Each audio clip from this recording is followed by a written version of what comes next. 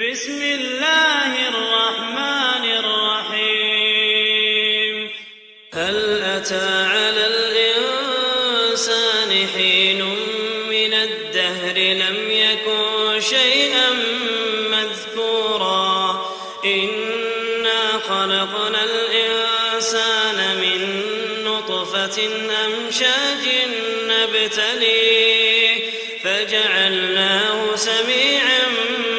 بصيرا إنا هديناه السبيل إما شاكرا وإما كفورا إنا أعتدنا للكافرين سلاسل وأغلالا وسعيرا إن الأبرار يشربون من كأس كان مزاجها كافورا عينا يشرب بها عباد الله يفجرونها تفجيرا يوفون بالنذر ويخافون يوما كان شره مستطيرا ويطعمون الطعام على حبه مسكينا ويتيما وأسيرا إنما نطعمكم لوجه الله لا نريد منكم جزاء ولا شكورا إنا نخاف من ربنا يوما عبوسا قمطريرا فوقاهم الله شر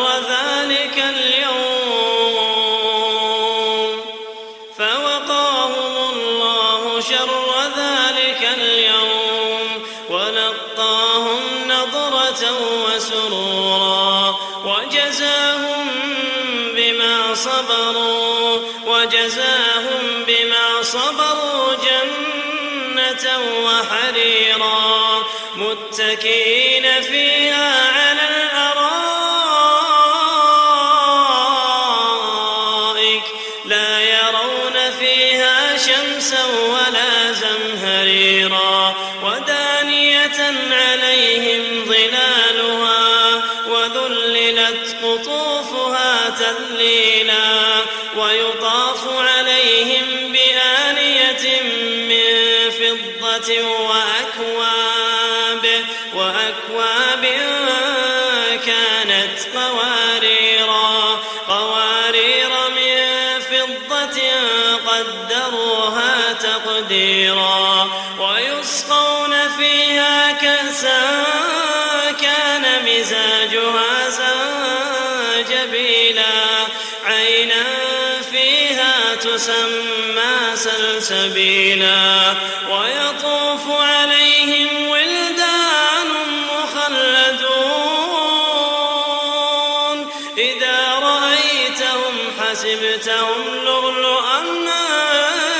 منثورا وإذا رأيت ثم رأيت نعيما وملكا كبيرا عاليهم ثياب سندس خضر واستبرق وحلوا أساور من فضة وسقاهم ربهم شرابا طهورا إن هذا كان لكم جزاء وكان سعيكم مشكورا إنا نحن نزلنا عليك القرآن تنزيلا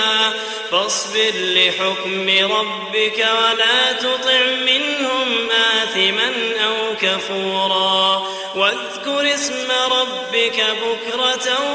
وأصيلا ومن الليل فاسجد له وسبحه ليلا طويلا إن هؤلاء يحبون العاجلة ويذرون وراءهم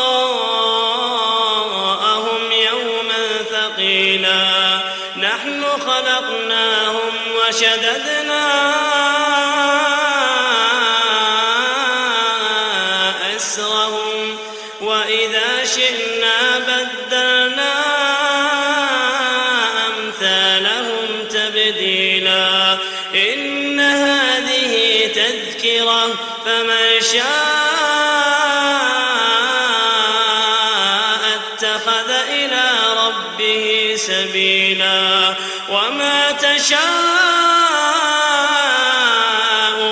إلا أن يشاء الله وما تشاءون